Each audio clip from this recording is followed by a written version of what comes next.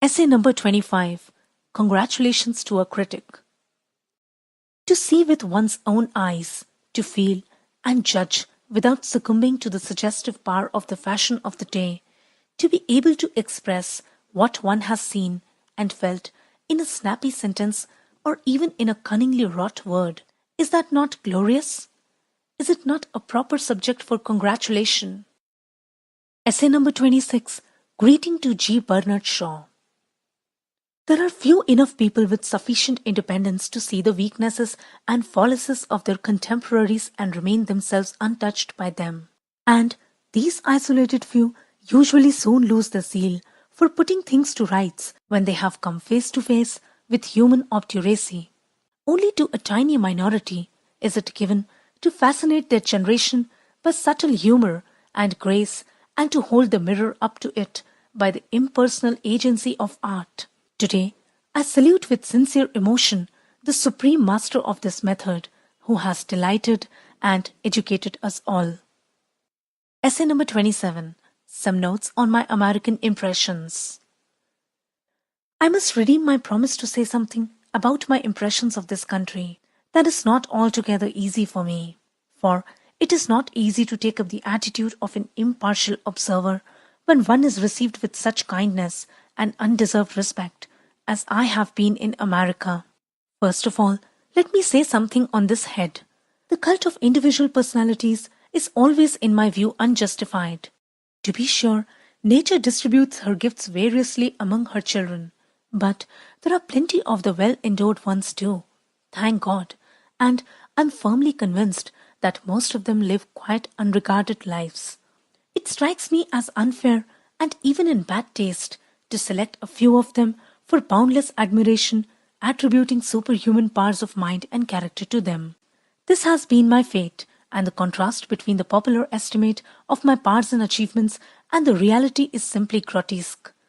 The consciousness of this extraordinary state of affairs would be unbearable, but for one great consoling thought, it is a welcome symptom in an age which is commonly denounced as materialistic, that is, makes heroes of men whose ambitions lie wholly in the intellectual and moral sphere.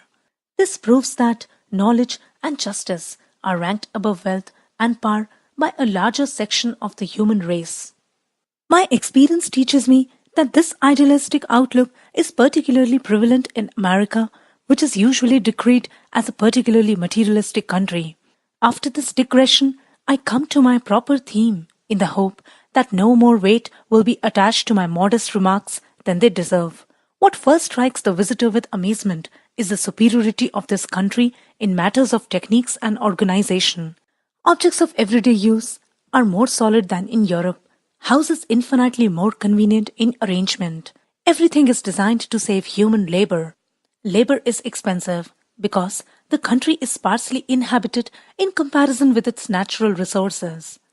The high price of labor was the stimulus which evoked the marvelous development of technical devices and methods of work.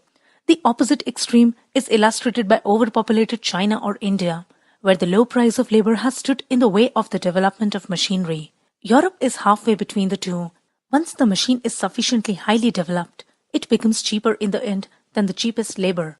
Let the fascists in Europe, who desire on narrow-minded political grounds to see their own particular countries more densely populated, take heed of this. The anxious care with which the United States kept out foreign goods by means of prohibited tariffs certainly contrasts oddly with this notion.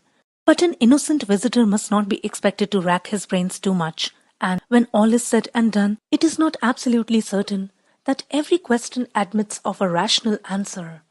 The second thing that strikes a visitor is the joyous, positive attitude to life. The smile on the faces of the people in photographs is symbolical of one of the American's greatest assets. He is friendly, confident, optimistic, and without envy. The European finds intercourse with Americans easy and agreeable. Compared with the American, the European is more critical, more self-conscious, less good-hearted and helpful, more isolated, more fastidious in his amusements and his reading, generally more or less of a pessimist. Great importance attaches to the material comforts of life, and peace, freedom from care, and security are all sacrificed to them. The American lives for ambition, the future, more than the European. Life for him is always becoming, never being. In this respect, he is even further removed from the Russian and the Asiatic than the European is. But there is another respect in which he resembles the Asiatic more than the European does. He is less of an individualist than the European, that is, from the psychological, not the economic point of view. More emphasis is laid on the we than the I. As a natural corollary of this, custom and convention are very powerful, and there is much more uniformity both in outlook on life and in moral and aesthetic ideas among Americans than among Europeans. This fact is chiefly responsible for America's economic superiority over Europe. Cooperation and the division of labor are carried through more easily and with less friction than in Europe, whether in the factory or the university or in private good works. This social sense may be partly due to the English tradition. In apparent contradiction to this stands the fact that the activities of the state are comparatively restricted as compared with Europe. The European is surprised to find the telegraph, the telephone, the railways, and the schools predominantly in private hands. The more social attitude of the individual, which I mentioned just now, makes this possible here. Another consequence of this attitude is that the extremely unequal distribution of property leads to no intolerable hardships. The social conscience of the rich man is much more highly developed than in Europe. He considers himself obliged, as a matter of course, to place a large portion of his wealth, and often of his own energies too, at the disposal of the community, and public opinion, that all-powerful force imperiously demands it of him. Hence, the most important cultural functions can be left to private enterprise, and the part played by the state in this country is comparatively a very restricted one. The prestige of government has undoubtedly been lowered considerably by the prohibition laws, for nothing is more destructive of respect for the government and the law of the land than passing laws which cannot be enforced. It is an open secret that the dangerous increase of crime in this country is closely connected with this. There is also another way in which prohibition, in my opinion, has led to the enfeeblement of the state. The public house is a place which gives people a chance to exchange views and ideas on public affairs.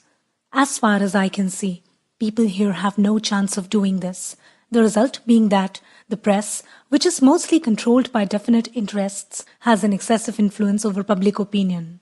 The overestimation of money is still greater in this country than in Europe, but appears to me to be on the decrease.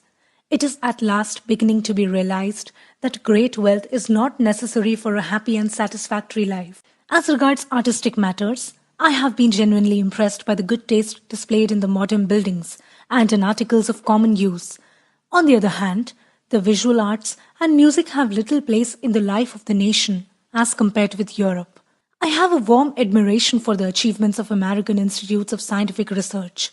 We are unjust in attempting to ascribe the increasing superiority of American research work exclusively to superior wealth, zeal, patience, a spirit of comradeship, and a talent for cooperation play an important part in its successes. One more observation to finish up with. The United States is the most powerful, technically advanced country in the world today. Its influence on the shaping of international relations is absolutely incalculable. But America is a large country, and its people have so far not shown much interest in great international problems, among which the problem of disarmament occupies first place today. This must be changed, if only in the essential interests of the Americans. The last war has shown that there are no longer any barriers between the continents and that the destinies of all countries are closely interwoven. The people of this country must realize that they have a great responsibility in the sphere of international politics. The part of passive spectator is unworthy of this country and is bound in the end to lead to disaster all around. Essay number 28. Reply to the Women of America. An American Women's League felt called upon to protest against Einstein's visit to their country. They received the following answer. Never yet have I experienced from the fair sex such energetic rejection of all advances, or if I have, never from so many at once. But are they not quite right, these watchful citizenses?